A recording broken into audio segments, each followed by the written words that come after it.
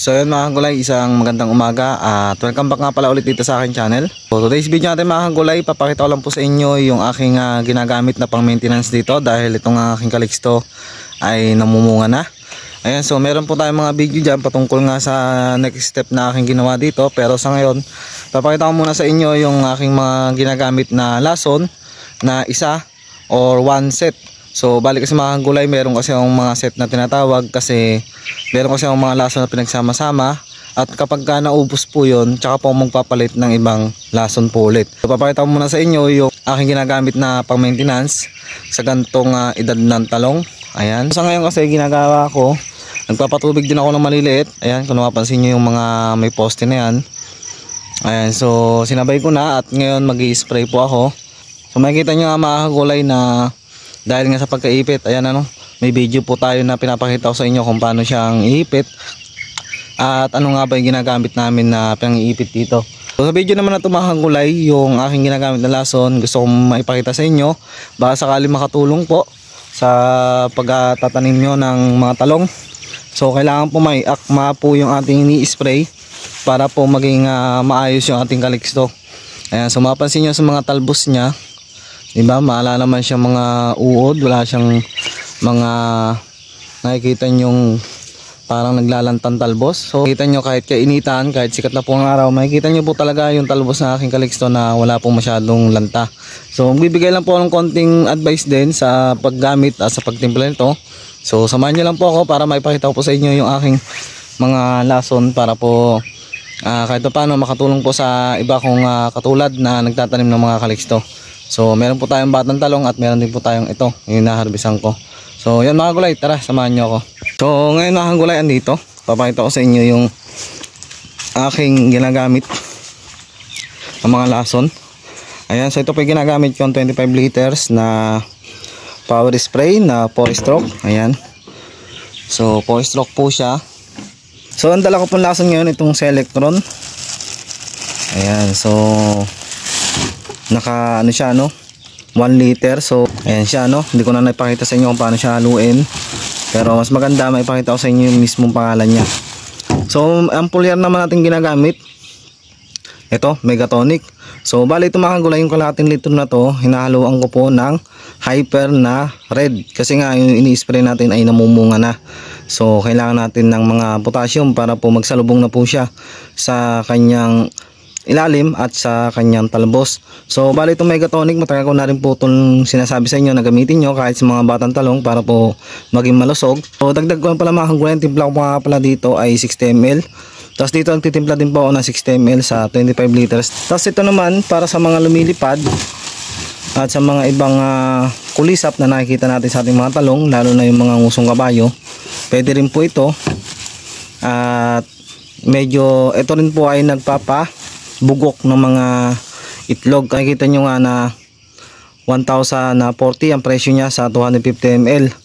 Ayan, so ang gagawin ko naman dito, ihahalo ko po siya sa tubig at meron po akong 1 liter na lalagyan at ibubuhos ko po itong 250 ml sa 1 liter. Ayan, so lalabas po siya 1 liter at timpla ko naman po dito ay 60 ml. Ayan, sa 25 liters din. At bukod dyan mga kagulay, hindi pa ako nagpapawala nung aking ginagamit niya dito sa aking talungan. So kailangan din naman natin ng calcium. Ayan, so may mga calcium naman na itong ating Megatonic tsaka Hyper, pero meron po akong ginagamit pa na isa na hindi talaga ako nagpapawala, lalo na pagkabasa po yung area o katutubig lang. So pasok tayo dito sa may kubo at ito po yung stock kung Gore's Bet 1000 plus. Ito po yung aking ginagamit. Ayan, dahil nga ito ay maganda sa bunga at sa bulaklak para hindi siya maglagas. At every 4 days po ang apply nito o pagkayari kong magtubig. Ayan, so bali mga kagulay, ang timpla ko dito sa 25 liters ay 2 lata kasi medyo may edad na yung aking ginagamit. May edad na yung talong nga, kaya akin na medyo nilalaksan para hindi po maglagas yung bulaklak. So bali kasi dito mga kagulay, ang calcium nya nakikita nyo 196 mg per kilogram, kaya malakas ang kanyang calcium. Pero pag in-apply ito mga kagulay, dapat hugasan po yung ating sprayer at kasi nga po ito ay 7.4 alkaline. Ayan, so makikita nyo may alkaline siya, kaya hindi siya pwedeng ihalo sa mga ibang lason, kaya nakabukod to At ito nga, dinala ko na dito yung isang container. Ayan.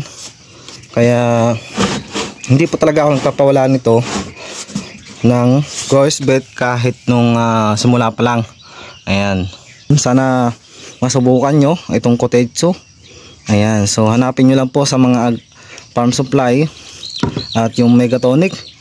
Ayan. Permis po at meron din po tayong ginagamit na ganitong pulyar.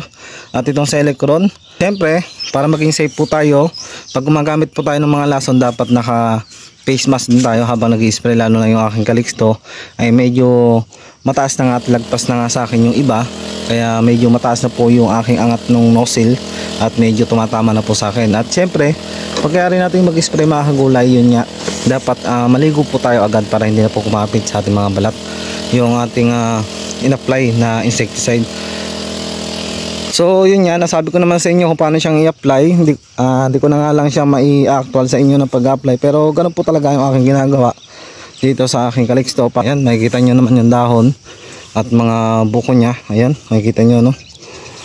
Tapos sa mga bulaklak niya, ayan, yung mga bulaklak niya sa dahon, makikita nyo malinis. Wala siyang nagiging problema. Dahil nga sa pagkaipit, mas madali ko na rin siya na-isprayhan ng mga insecticide, kaya yun din kagandahan pag gantong nakabalag. So yun nga mga kagulay, abangan nyo yung second video ko para may pakita ko sa inyo yung aking isa pang ginagamit na set ng lason para po mapagsalit-salit po. Hindi rin naman po ako nag-i-stay sa isang lason po, para sa ganun hindi po ma-immune yung ating mga ini-spray na mga peste doon sa ating mga gulayan. So ito na po, andito po ako sa may maliliit yan. Ito na po yung Calixto kong kababalag. Ayan, so makita nyo madahon na siya, no? Madahon na po siyang sanga. At sa talbos, okay naman siya mga gulay. Ayan, makapansin nyo, maganda siya at malusog. At sa pagbabalag nito mga gulay, sige, update ko po kayo para po mayroon din po kayong pagkuhanan sa pagbabalag ng talong, makakuha kayo ng konting info. Ayan, so medyo marami naman na pong nagbibideo din ng iba na tungkol po dito sa talong, pero syempre iba-iba naman po kami mga diskarte kung paano po mag-alaga at paano nga pang i-maintain para po maiwasan yung mga sakit ng ating mga gulay. So